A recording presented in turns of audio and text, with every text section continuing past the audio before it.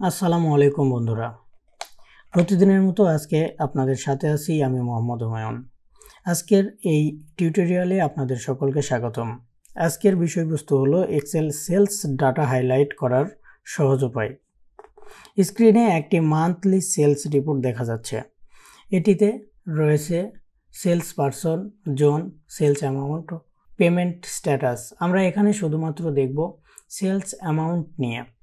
এখানে আমরা এটাই দেখব যে এই মান্থলি যে টার্গেটটি আছে সেই টার্গেটটি কে কে ফিল আপ করতে পারলো এবং কে পারলো না। তো এর মধ্যে আমরা টার্গেট যে পূরণ করেছে এবং যে পিছিয়ে আছে সেটি খুঁজে বের করব এই নিয়ম অনুসরণ করে। সেটি খুঁজে বের করা অবশ্য অনেক সময় সাপেক্ষ, তাই এই কঠিন কাজটিকে আমরা কন্ডিশনাল ফরম্যাট ব্যবহার করে সহজ করে নিতে পারি এবং এক পলকেই দেখতে পাবো আমাদের বিজনেসের কি অবস্থা।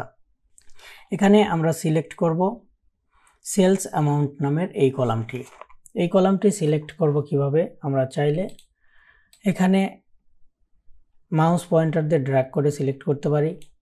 আবার চাইলে আরেকটি শর্টকাট আছে, সেটি হলো এখানে একটি ক্লিক করার পর কিবোর্ড থেকে কন্ট্রোল শিফট ধরার পরে এই চারদিকের যে অ্যারো চিহ্নটি আছে তার ডাউন অ্যারোতে ক্লিক করব।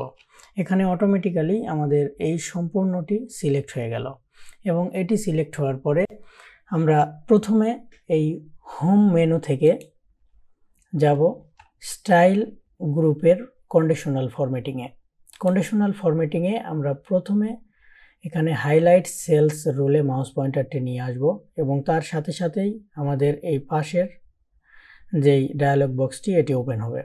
এটি ওপেন হওয়ার কারণে এখানে আমরা যেটি প্রথম দেখতে পাচ্ছি গ্রেটার দ্যান, এই গ্রেটার দ্যানে আমরা ক্লিক করব। এখানে গ্রেটার দ্যানে ক্লিক করার সাথে সাথেই আমাদের এখানে একটি ডিফল্ট অ্যামাউন্টটি লেখা দেখতে পাচ্ছি এবং এই লেখাতে আমরা যেটি এখানে আমাদের সূত্রটি আছে যে এই লেখা থেকে আমরা উপরের অ্যামাউন্টটি দেখতে পাবো, সেই অ্যামাউন্টগুলো এখানে ডিফল্টভাবেই হাইলাইট হয়ে গিয়েছে। তো এখানে আমরা কি করব? আমরা এই অ্যামাউন্টটি নিব না, আমরা এ মাসের অ্যামাউন্টটি ধরে নিব 50,000। কারণ আমাদের টার্গেটটি যদি 50,000 ধরে নেই তাহলে এখানে আমরা লিখব 49,999। তাহলে আমাদের এখানে দেখাচ্ছে যে আমাদের এই 50,000 থেকে অ্যামাউন্টটি কে কে ফিল আপ করতে পারলো সেটি হাইলাইট হয়ে গেল এবং সেটি হাইলাইট করার জন্য আমরা এই উইথের পাশের যেই বক্সটি আছে সেখান থেকে এই ড্রপ ডাউন অ্যারোতে ক্লিক করব এবং green fill with dark green টেক্সটটি সিলেক্ট করব। এখানে সিলেক্ট করার কারণ হলো যে আমরা বুঝাইতে চাচ্ছি যে কে কে এই মাসের টার্গেটটি পূরণ করতে পেরেছে এবং আমরা গত ভিডিওতে দেখেছি যে এখান থেকে আমরা বিভিন্ন কাস্টমাইজ ফরম্যাটে কাজ করতে পারি। তো আমরা সেটি এখানে আর দেখতেছি না, এটাতে আমরা শুধুমাত্র এই হাইলাইট করে আমরা বোঝার চেষ্টা করতেছি যে আমরা এইসব হিসাব নিকাশ খুব সহজেই বের করতে পারি। তারপরে এখানে আমি ওকে বাটনে ক্লিক করলাম। ওকে বাটনে ক্লিক করার পরে এখানে আমাদের দেখাচ্ছে যে কারা কারা এ মাসের টার্গেটটি পূরণ করতে পেরেছে, অর্থাৎ 50,000 টাকার বেশি সেল করতে পেরেছে। তো এখানে সেটি হাইলাইট হয়ে গেছে এবং এটি একই সিলেক্ট রেখে আমি আবারও কন্ডিশনাল ফরম্যাটিংয়ে ক্লিক করলাম এবং আবারও হাইলাইট সেল এবং এখানে গ্রেটার দ্যানের পরিবর্তে লেস দ্যানে ক্লিক করলাম। লেস দ্যানে ক্লিক করার এখানে কারণ হলো যে আমরা দেখতে চাই যারা এটি ফিল আপ করতে পারে নাই, যারা অনেক নিম্ন লেভেলে আছে তাদের জন্য। তো এখানে আমরা দিব 20,000-এর নিচে কারা কারা কাজ করেছে তাদেরকে আমরা চিহ্নিত করব। এখানে আমি লিখলাম 20,000 লেখার পরে এখানে আমরা রাখবো এটি, যেটি আমাদের ডিফল্ট কালার লাল এবং টেক্সট কালার গাঢ় লাল। তো এটি আমরা রেখে দিলাম আমাদের বোঝার ক্ষেত্রে।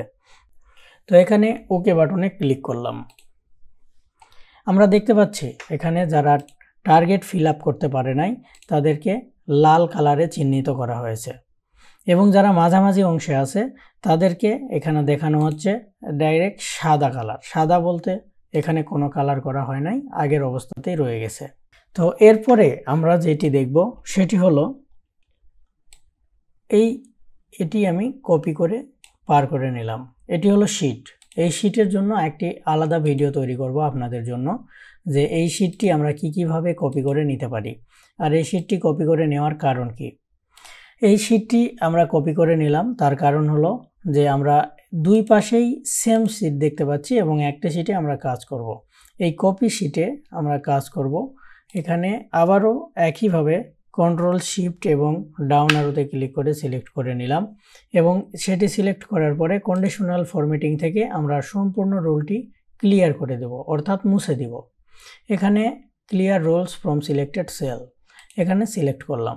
এখানে মুছে দেওয়ার পরে আমরা এখানে আগের মতো অবস্থানে ফিরে আসলাম। এই কোম্পানির সেলসের পরিমাণ অনুসারে প্রথম 3 জনকে সিলেক্ট করব। সেটি কিভাবে আমরা কোনো কিছু না দেখে কোনো হিসাব নিকাশ না করেই এখানে করতে পারি কিভাবে। তো সেটি আবারও একই রকমভাবে সিলেক্ট করে নিলাম। সিলেক্ট করে নেওয়ার পর কন্ডিশনাল ফরম্যাটে আবারও গেলাম। একইভাবেই এখানে দ্বিতীয় অংশটি টপ বটম রুলস, এখানে আমরা সিলেক্ট করলাম টপ 10 আইটেম। টপ 10 আইটেমে এখানে সিলেক্ট করার পরে একটি ডায়ালগ বক্স আসলো। এখানে যে 10 লেখাটি আছে এই 10 লেখাটিকে আমরা 3 করে দিলাম। তাহলেই এখানে আমাদের দেখা যাচ্ছে যে 3টি সর্বোচ্চ টপ লেভেলের যে সেলার সেই সেলার 3টিকে দেখাবে। তো এখানে আমরা এই লাল কালারটি আর রাখবো না, এখানে আমরা দিয়ে দিব হলুদ কালার, কারণ এটা আমরা আলাদাভাবে দেখব। এখানে হলুদ কালারটি দিয়ে দিলাম। দেওয়ার পরে ওকে বাটনে ক্লিক করলাম। এখানে আমাদের দেখাচ্ছে 3টি সর্বোচ্চ সেলার, এখানে 95,000, এখানে 98,000 এবং 93,000। তো এই 3টি টপ লেভেলের সেলারকে আমাদের এখানে ইঙ্গিত করে দেখাচ্ছে। এখানে আমাদের যে কাজটি করার হলো যে আমরা কোনো হিসাব নিকাশ বা কোনো কোয়ান্টিটির উপরে ভিত্তি করে কোনো কিছুই দেখলাম না, কোনো কিছুই আমরা কাউন্ট করলাম না, তারপরেও এখানে অটোমেটিকলিভাবে আমাদের কন্ডিশনাল ফরম্যাটটি সম্পূর্ণ কাজ করে দিল। তো এই সম্পূর্ণ কাজ করে দিল এবং এটা করলাম আমি এই শীটে, এবং তার আগের শীটে আমরা কাজগুলো করেছিলাম যে কে 50,000 এর বেশি সেল করতে পেরেছে এবং কে 20,000-এর নিচে সেল করতে পেরেছে। তো এখন আমরা অনায়াসেই বুঝতে পারবো যে আমাদের কোন জায়গাতে ডেভেলপ করা উচিত। তো বন্ধুরা, এভাবেই কন্ডিশনাল ফরম্যাট ব্যবহার করে আপনাদের বোরিং সেলস রিপোর্টকে করে তুলুন ডাইনামিক এবং ভিজুয়ালি আকর্ষণীয়।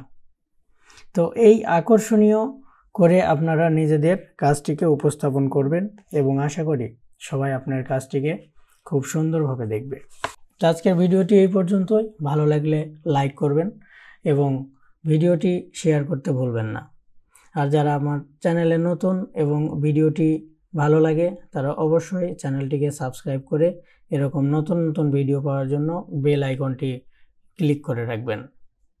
ধন্যবাদ সবাইকে। আল্লাহ হাফেজ।